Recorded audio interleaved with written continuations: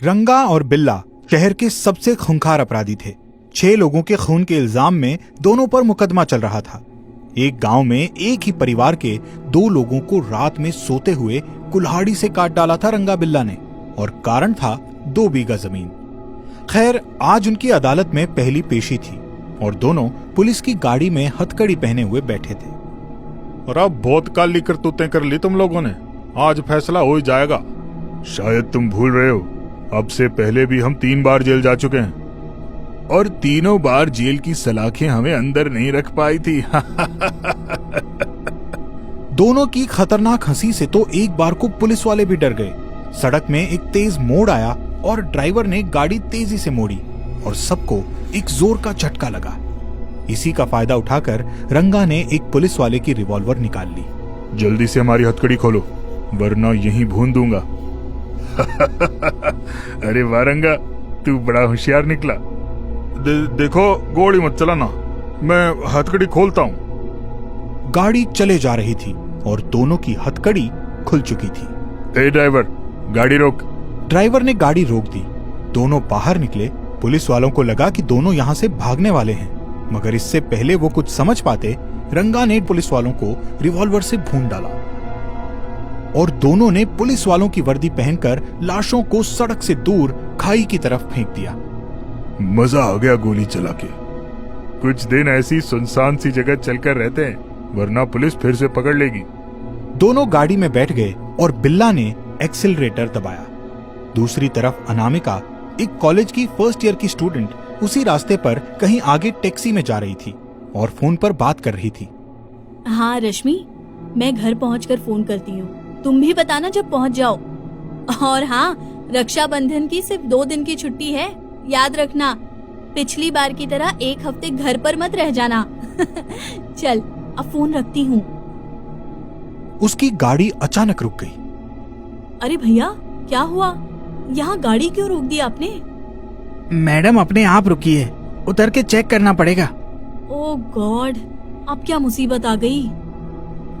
Driver के साथ साथ वो भी कार से नीचे उतर गई। ड्राइवर ने गाड़ी चेक की। मैडम बहुत गर्म हो गई है कार, थोड़ा पानी डालना पड़ेगा।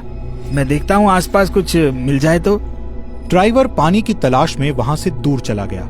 आधा घंटा हो गया अनामिका को इंतजार करते हुए, मगर वो नहीं आया। तभी उसे एक पुलिस की गाड़ी आते हुए दिखी। उसने हाथ दे दिया। गाड़ी रुक गई। रंगा और बिल्ला गाड़ी के अंदर पुलिस की वर्दी पहने बैठे थे। क्या हुआ मैडम, आप रास्ते में अकेले कैसे? सर, मेरी टैक्सी खराब हो गई है। मेरा गांव यहाँ से 10 किलोमीटर दूर है। आप इधर ही जा रहे हैं तो मुझे छोड़ दीजिए। अरे क्यों नहीं मैडम, बैठ जाइए। बिल्ला की अजीब सी हंसी सुनकर अनामिका को थोड़ा शक हुआ।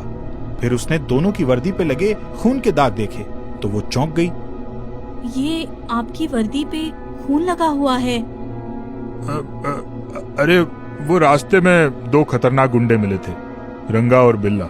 नाम तो सुना ही होगा आपने। उनसे मुठभेड़ हो गई हमारी। हमें चोट आई काफी, पर दोनों को मार दिया हमने।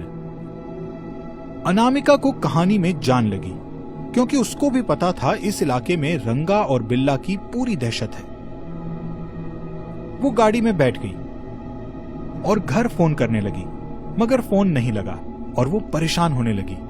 बिल्ला ने रेयर व्यू मिरर में उसको देखा और पूछने लगा, आप काफी परेशान लग रही हैं। हाँ, मैं पिछले 1 हफ्ते से घर फोन कर रही हूँ, मगर कोई उठाता ही नहीं। तो मैंने सोचा कि रक्षाबंधन की छुट्टी पर घर जाकर मिल ही लूंगी और पता भी चल जाएगा कि क्या हुआ है।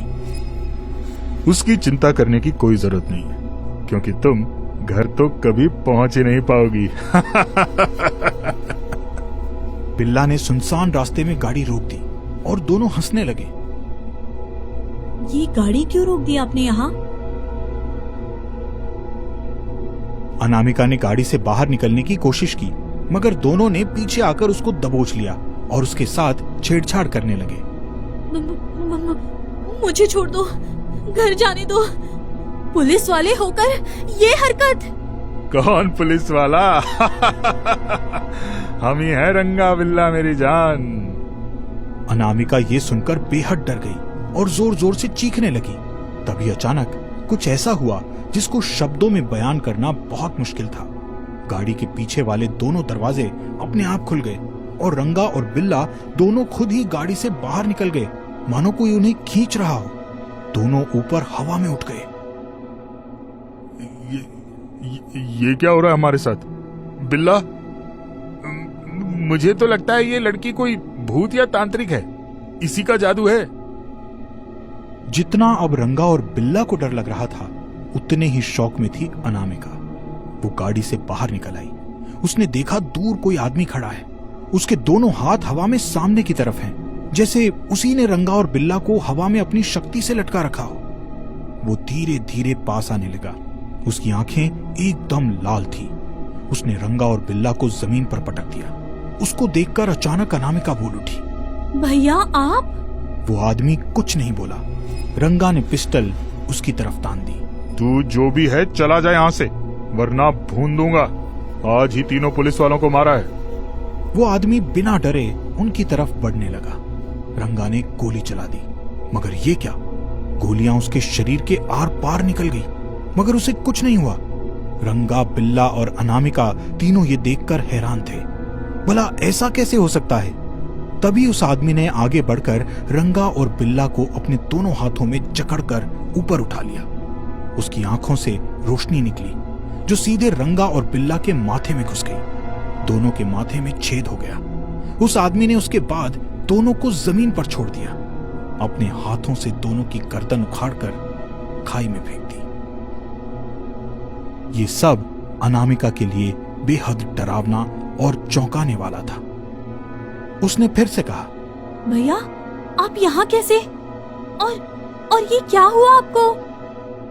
उस आदमी ने कुछ नहीं कहा, बस अनामिका को देखा और उसकी आंखों से आंसू निकलने लगे और अचानक वो वहां से गायब हो गया। अनामिका को कुछ समझ नहीं आया। तभी पीछे से उसे अपनी टैक्सी आती दिखाई दी। वो उसमें बैठकर सीधा अपने घर पहुंच गई और जैसे ही घर में घुसी, अपनी मां को देखकर उन्हें गले से लगा लिया और रोने लगी। माँ, बहुत कुछ बताना है तुम्हें। आज मेरे साथ पता है क्या क्या हुआ है? और तुम इतने दिन से फोन क्यों नहीं उठा रही थी?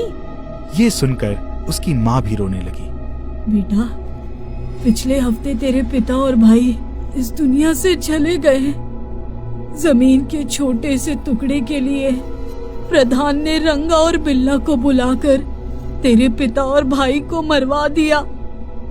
मेरी हिम्मत ही नहीं हुई तुझे बताने की।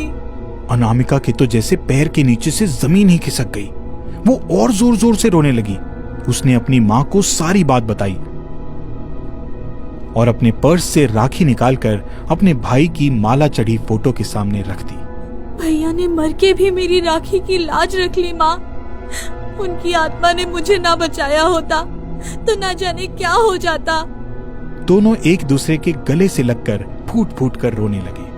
अब इस दुनिया में उनका एक दूसरे के अलावा कोई न था, मगर अनामिका को यह पता चल गया था कि उसका भाई हमेशा उसकी राखी का वचन रखेगा।